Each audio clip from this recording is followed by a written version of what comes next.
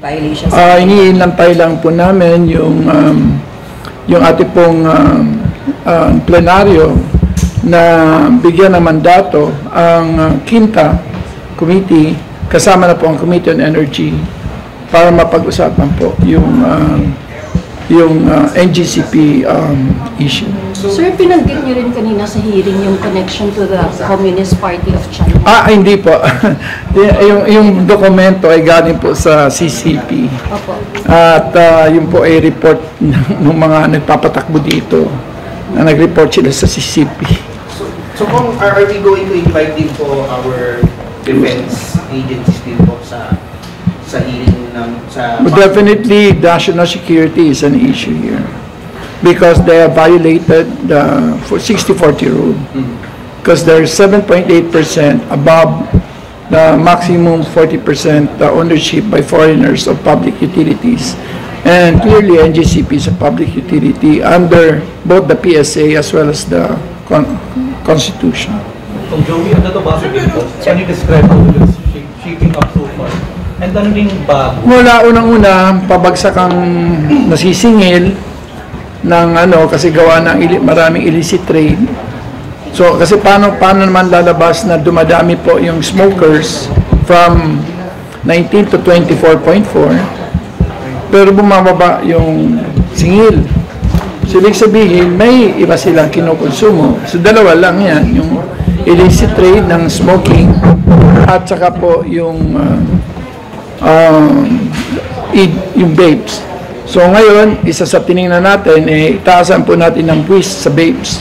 Kasi nga po, pag tiningnan mo yung edad 19 to 24, 60% na ang manufactured cigarette and 39.9% is actually vapes.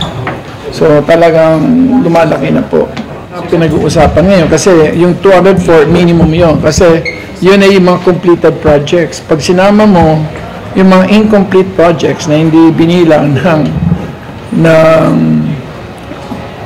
ERC, mas malaki pa sa 204 billion. So yung pinupush ng committee na retroactive reform? Dalawa po yan.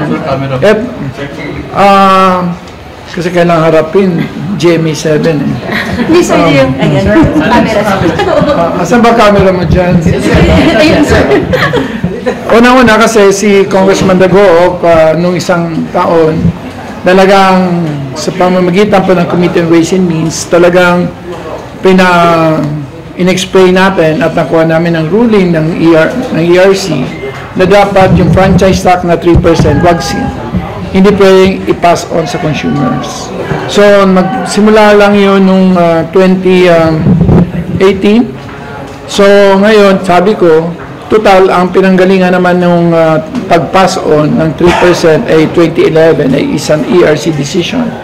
So, hinihingi namin sa ERC na kung pwede i-retroactive sa 2011 yung hindi pag-pass on po.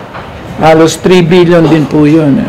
So, ng franchise tax sa mga ordinary consumers. Sir, pero hindi amenable yung ERC dahil sabi nila 2023 onwards yung resolution nila Para sa kabutihan ng taong bayan, pag binasa mong Constitution, lahat pwede retroactive. Basahin mo po yung Constitution. There is a provision there which says that if it's in favor of the public welfare, then I think a retroactive effect can be done.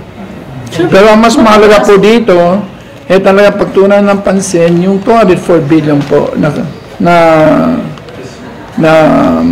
sinabi ng ERC. Ang numbers po ay hindi naman galing sa amin, galing po sa ERC. So yung 204, from what year? 2018? Yes. 2011? 2016? Yes.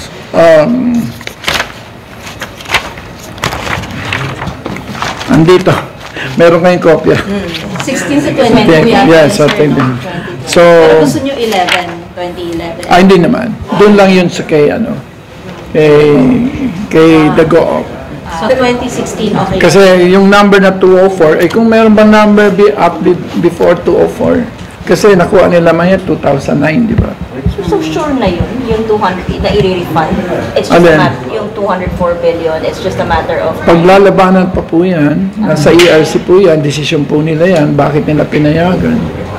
Pero ngayon, lumalabas at kinu-question din namin po yung legality po ng kanilang stature dahil dinalabag nila yung batas ng PSA pati ng konstitusyon patungkol po sa 60-40 ruling pagdating sa public utilities. Yung mamay-ari po ang nakaupo bilang chairman, actually dapat hindi po pwede kasi pwede kang lumampas sa ownership pero hindi po pwede sa management control. Pangalawa, yung may 40% na po direkta sa SGCC, pero yung SGP meron din 60%. Pero dun sa SGP, may 8% na foreign. So, lumampas sila sa 40. So, may prima facie evidence that there. Kaya last week, makikita mo sa stock market na parang nag-localize yung mga binenta yung mga foreign owners dun sa local ownership.